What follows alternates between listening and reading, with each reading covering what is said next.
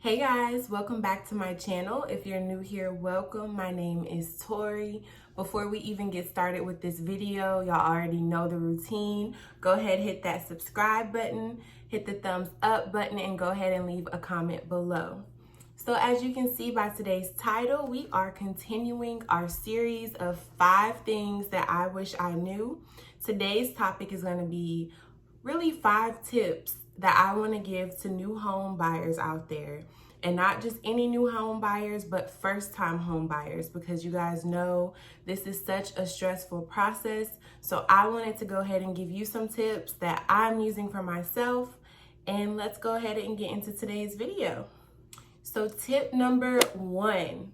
Okay guys, right now is a seller's market, and I don't know if you guys know that or not, but I just want to explain what that means. So right now there are so many people trying to find houses that it's definitely hard for first-time home buyers out there because you have so much competition. I know personally, I found a house that I really liked. I put an offer on it, and of course I was outbid with that because of it being a seller's market. So with that being said, with it being a seller's market, you have to really think about, okay, if this is the house for me, I am going to make sure that my offer is competitive. So make sure that you're okay with possibly spending a little bit more as far as like closing costs and things of that nature, simply because, the odds are not in your favor. So if you want that house, you're going to have to really be aggressive about approaching that. My experience, I found that going with a new construction house actually worked out better than trying to get a resale home, even though you're able to get way better deals with resales because you can kind of negotiate the price. But with right now being a seller's market, it's not really in your best interest to try to negotiate a price because someone's going to come in and pay the price that they're asking. So I decided that for my own sanity, I was going to go with new construction because you won't get outbid with new construction. This is gonna lead me into tip number 2. So with that being said, yes, you might want to put a little bit more towards closing costs, but tip number 2 is going to be find a budget that works for you and stick to that. So if you know that your monthly payments for your mortgage doesn't need to go above a certain amount, don't go above that. Stick it where you feel comfortable. And even what you want to put down is the down payment. So make sure that even though things are competitive, you're still staying within your means and you're able to stick to what you feel comfortable with. As we know, with sticking to a budget, it's going to limit you a little bit on things that you may get. So remember that this is your starter house and not your dream house. So tip number 3 is going to be your starter house may not have all the qualities that your dream house is going to have.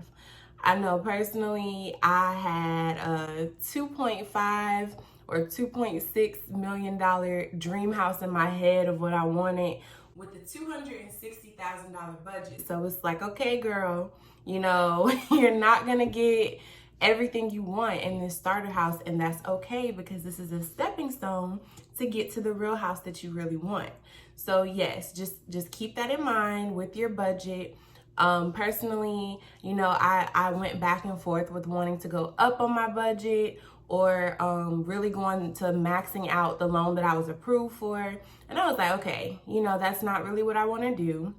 I want to stick with something that I feel comfortable with paying each month. So my monthly payment has to stay at a certain amount. And I also want my down payment to not be too crazy because I still want to have savings left over after I purchase my first house. So keep that in mind. So tip number 4 really piggybacks on everything that I've mentioned, and that is save, save, save. So you want to save up as much money as you possibly can for this venture of buying your first house. I know with me, I had 1 savings, and I would recommend for you guys to have 2 savings rather than just 1. So have 1 that's specifically for your house, so you never touch it for anything, and then have another savings that's like your emergency savings fund or whatever, simply because when the 2 mix and you start touching it, then it can mess you up. So I would definitely suggest that you save up. Yes, there are down payment assistance programs out there. I'm just going to be honest with y'all, more than likely you're probably not going to get it if your house is over $250,000. So, you know, just be prepared for that. I had already been saving for my down payment, but I was hoping that I would get down payment assistance. So it was, you know, kind of frustrating when I couldn't get it. So it did help me to have my savings to fall back on, like, okay, well, you know, at least I can still meet this down payment requirement. Tip number 5 is probably the most important, and it's probably the hardest tip to actually do. So tip number 5 is that you need to just be patient throughout this entire process and know that the right house is coming. Your house is coming. I know it's so frustrating when you're going through this process because it's like you're gonna put a bid on an offer on a house and you might get outbid, or you see a house for sale one day and then it's under contract the next. So it just gets extremely frustrating. And personally, I got to the point where I was just like really sad because I'm like, okay, maybe this house thing isn't gonna happen. Maybe it's not for me right now. And it really did work out in the end. So I'm currently under contract for a house and I'm super excited. I want to bring you guys along on this journey whenever we're closing and everything like that. But I will say this process was a long time coming, okay? It was such a long time coming. So anybody out there who's looking for their first home, don't get discouraged. I hope that these tips help you the way that, you know, they help me. And I really want you guys to know it's okay that your starter house is not your dream house. It might not be in your dream location. It might not have everything that you want in it, but you would still be a homeowner. And that's so exciting, especially for our generation to be homeowners. It's a huge accomplishment. So just hang in there, guys. And I really hope that y'all enjoyed this little series that I did for the month of February with 5 things that I wish that I knew. Make sure you guys hit that subscribe button. Give this video a big thumbs up and share with a friend. Share with somebody who you think might be, you know, searching for a home, or even if you're the one searching for a home, don't get discouraged. Love you guys. Thanks so much for watching, and I'll see y'all in the next video.